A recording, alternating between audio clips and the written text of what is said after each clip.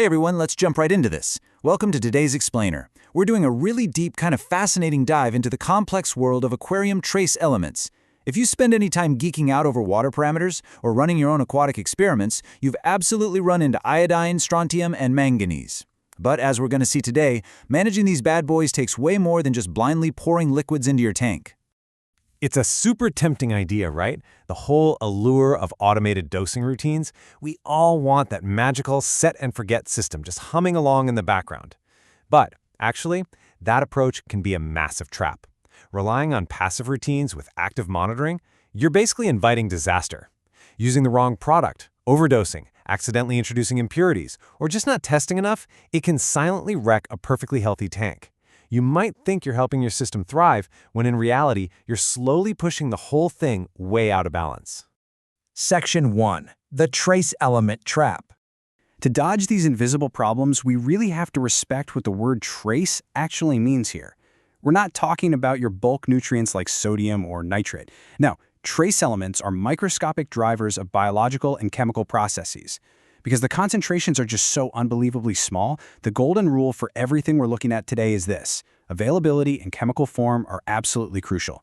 Different salts behave totally differently in your water, and your standard test kit might not measure every chemical form the exact same way. Basically, you've got to know exactly what you're dumping in there. Section 2. Iodine. More isn't better. So, iodine. It's incredibly essential for metabolic function, and we see it added all the time as a trace mix or a standalone supplement. But listen, you really need to scrutinize those product labels. Before you even crack open a bottle, check the chemical form. Is it actually compatible with your unique water chemistry? You've also got to look out for stabilizers or other iodine-related compounds tagging along in the mix. You literally can't just grab a bottle that says iodine in big letters and assume it's the right fit for your specific setup. Let's think about how iodine actually disappears from your system. Yes, of course, there's biological uptake. Your organisms are actively consuming it. But it's also vanishing when you do your routine water changes, and it's constantly being depleted or chemically converted by the overall environment in the tank. It is a totally moving target. If you just blindly add more without figuring out where the existing iodine went, well, you aren't helping. You're just building up a toxic spike. Which brings us to a really practical safety check for iodine. If you cannot measure it reliably, you are flying blind, period. If that's the case, you have to proceed with extreme caution. We're talking tiny, incremental changes. Always rely on reputable test kits or monitoring tools if you have them. Honestly, just never guess when it comes to iodine. Section 3. Strontium, the calcium companion. So strontium is heavily influenced by your filtration media and shifts in your water chemistry. I actually love this quote from the source material because it hits the nail right on the head regarding a super dangerous misconception. A lot of hobbyists treat strontium like a standalone, quote, always raise it knob. Like, oh, I want better biological structure growth, I'll just crank up the strontium. Yeah, no, it doesn't work like that.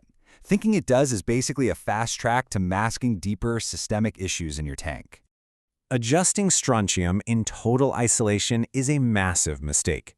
In the real world, your strontium levels are deeply tied to the whole ionic environment of the tank.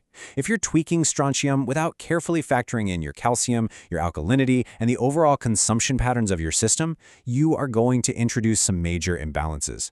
You simply can't tweak one variable in this giant, complex chemical puzzle and expect everything else to just sit still. So here's your safety check for strontium. Choose products that clearly, and I mean exactly, specify their strontium content. Stay far away from those mysterious blended supplements where you have no idea what the actual composition is. Why?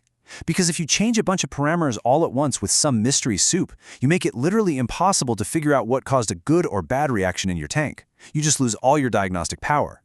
Section 4. Manganese. Precision is key.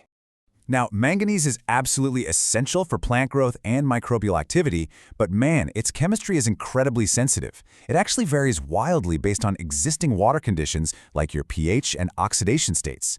Because it's so unpredictable, you should never try to guess with manganese. In fact, a lot of the problems that hobbyists quickly blame on a manganese deficiency, they're actually caused by totally different things: inappropriate lighting, wonky nutrients, or just a general lack of water stability. So our safety check here has 3 parts. First, prioritize products that list their concentrations crystal clear.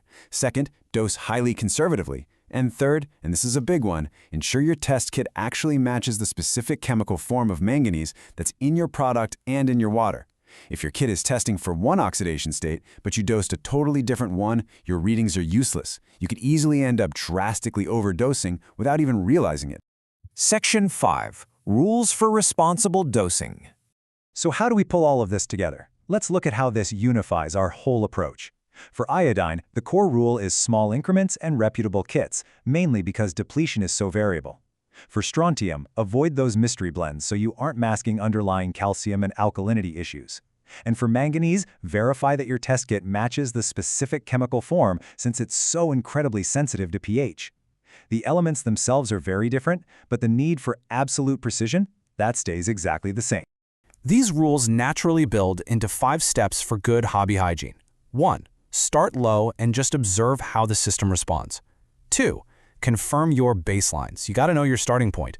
3. Use compatible products, which means reading those labels carefully. 4. Test when possible with the right tools. And 5. Avoid stacking. By that I mean, don't go dumping in multiple different trace mixes without actually tracking the total amount of overlapping elements you're adding. And honestly, this might be the absolute best piece of advice for beginners and veterans alike. Keep a simple log. Write down exactly what you add, when you added it, and whatever biological or chemical changes you notice afterwards. Relying on reputable guides is great, sure, but meticulously tracking your own dosing in a logbook, that is what turns guessing into actual science. Seriously, embrace your inner nerd here. A simple spreadsheet can absolutely save your tank. Finally, we really have to talk about the foundation. Trace supplementation is never, ever a substitute for core husbandry. Things like stable salinity, stable temperature, solid filtration, and proper nutrient balance, those are always going to have a vastly bigger impact on the health of your system than tweaking a single trace element.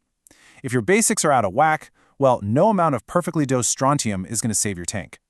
So I want to leave you with this to think about. Are you chasing trace elements before mastering the basics? It is so incredibly easy to get caught up in the microchemistry of things like iodine and manganese. But based on everything we've broken down today, I really urge you to take an honest look at your own tank management priorities. Make sure your foundation is rock solid before you start twisting those trace dials. Thanks for hanging out with me for this explainer, and I hope this helps you map out a clearer, safer path for your aquatics.